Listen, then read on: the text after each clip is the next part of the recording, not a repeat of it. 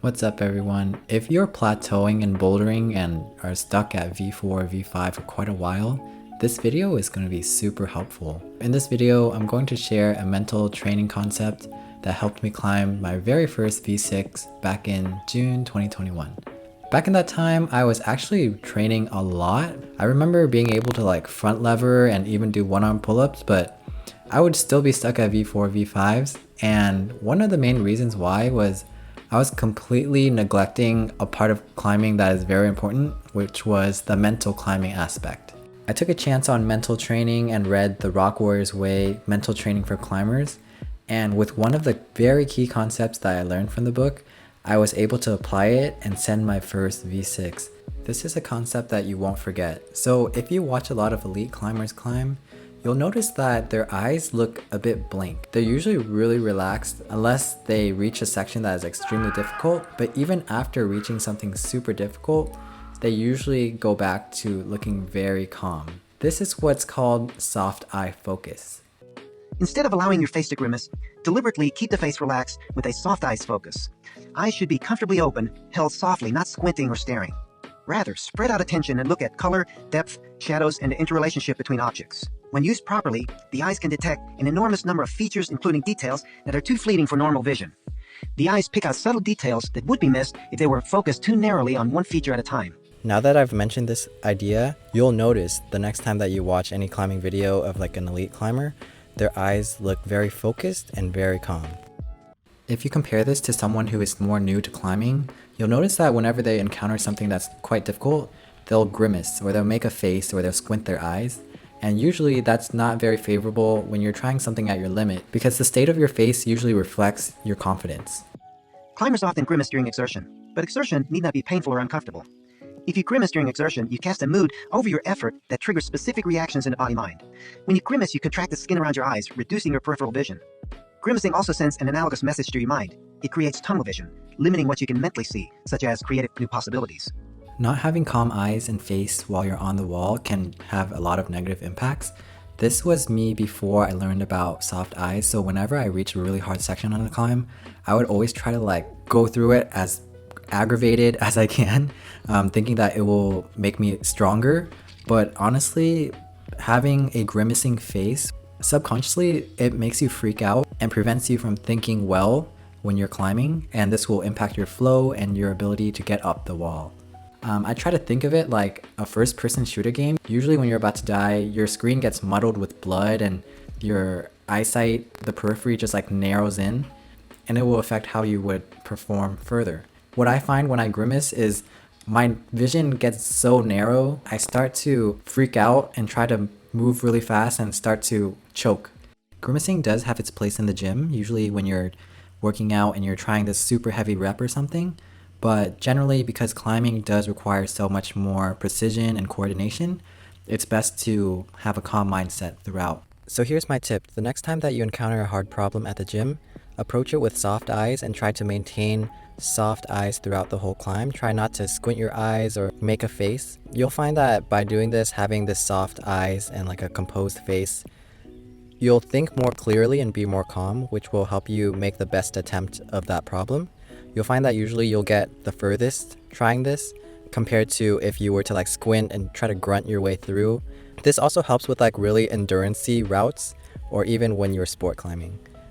You'll find that the longer that you're on the wall, being more calm rather than trying to tough it out and try to be really grunty, it'll help. And a tip that I can give is whenever you start a problem, have a one-liner that you say in your head that conditions you to be calm and have soft eyes. So whenever I start a problem, usually in my head I say something like, okay, be lightweight.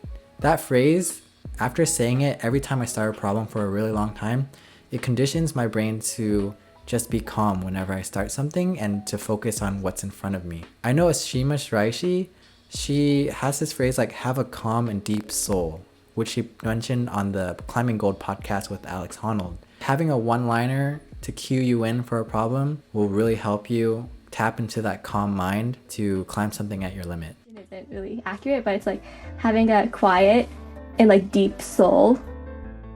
I think I try to apply that to my climbing pretty often because It's really important to like be calm, but also just like have that like fire inside of you and like ignite your soul almost when you're about to climb.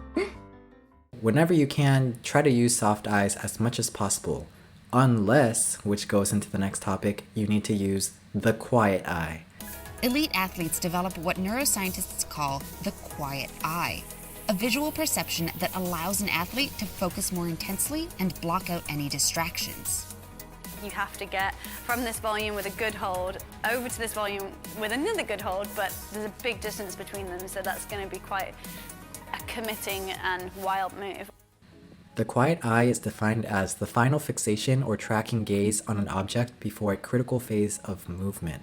Sounds complicated, but it's actually very simple. A lot of elite athletes like basketball players, shooters, other Olympians, golfers, and even surgeons, they use this technique. It's been found in studies where these athletes wear helmets that track their eyesight. Whenever they're doing a very important movement, such as doing a putt for golfing, let's say, they gaze on the place where they want to hit the ball a lot longer than someone who is a novice. How this applies to climbing is whenever you're making a very precise move or a very dynamic move where there's a lot at stake, being able to focus on where you're going to grab for a little bit longer and zoning out everything else will really help you. That's known as the quiet eye.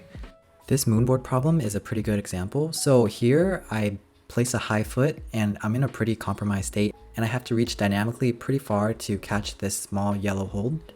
Before I attempt that move, to apply the quiet eye, I try to break it down into 3 phases of movement: before, during, and after. And throughout the whole time, I just focus on the hold and I try to zone out all of the other holds and other features around me and just focus on that hold. Throughout that whole move, before, during, and after, I focus on it, and it usually helps me get those dynamic and low percentage moves better.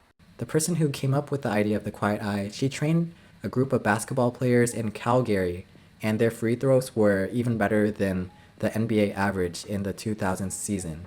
There's a lot of hypotheses of why this extra fixation right before a critical movement is effective, but a lot of scientists believe that by having this fixation, you are shutting down a lot of other thoughts in your head that would be irrelevant for that movement, and that translates to being more precise.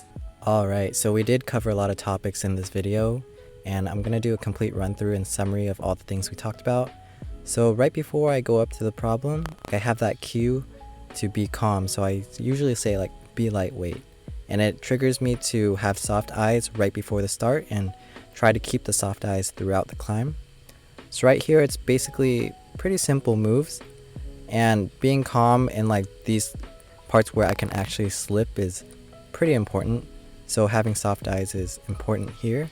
And now I am about to switch to having the quiet eye because I'm going to do a quite dynamic move where I have to reach for that big slopey hold at the top. It's kind of a jug, but yeah, being able to do that big move requires you to like focus, so remember to use quiet eye.